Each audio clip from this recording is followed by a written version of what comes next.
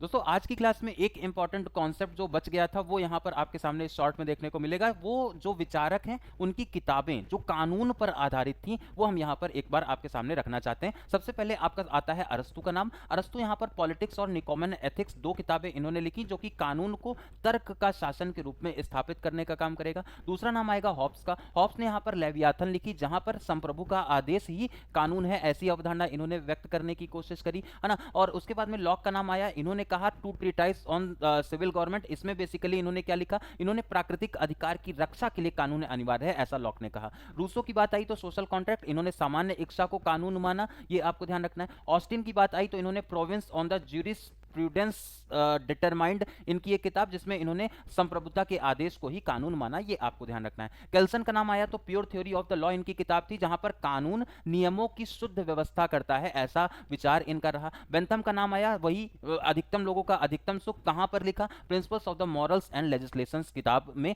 इन्होंने ऐसा लिखा। डाइसी की किताब आई लॉ ऑफ द कॉन्स्टिट्यूशन, इन्होंने रूल ऑफ लॉ के बारे में डाइसी ने लिखा कानून का शासन हो, कानून ही सर्वोच्च हो ऐसा law of the constitution dicey के द्वारा इस किताब में लिखा गया। मैकाइवर का नाम आया, मॉडर्न स्टेट हम लोगों ने याद किया था मैकाइवर की किताब कल की क्लास में। तो कानून सामाजिक नियंत्रण का औपचारिक साधन है ऐसी अवधारणा मैकाइवर के द्वारा दी जाती है। ग्रेटियस का नाम आया, ये लास्ट में हम लोगों ने एक क्वेश्चन किया था ग्रेटियस के ऊपर। इन्होंने the law of war and peace हम लोगों ने इनकी किताब थी और अंतरराष्ट्रीय कानून पर इन्होंने तर्क दिए थे, ये आपको याद रखना है। वेबर का नाम आया, इकोनॉमिक और सोसाइटी नाम की इनकी किताब और कानून तर्क संगठित अधिकार का आधार है ऐसी विचारधारा के आधार पर इन्होंने ये किताब इकोनॉमी एंड सोसाइटी लिखी। मॉन्टेस्क्यू का नाम स्पिरिट ऑफ द लॉज इनकी बहुत फेमस थी किताब और कानून का स्वरूप जो है वो समाज जलवायु संस्कृति के अनुसार बदलता रहना चाहिए, एक जीवित कानून की अवधारणा इन्होंने स्पिरिट ऑफ द लॉज में दी थी। उसके बाद लास्ट में सालमन आए, सालमन ने यहां पर ज्यूरिस प्रूडेंस नाम की एक किताब, कानून नियमों का वैध और व्यवस्थित समूह है जो न्यायालय लागू करता है वो कानून है।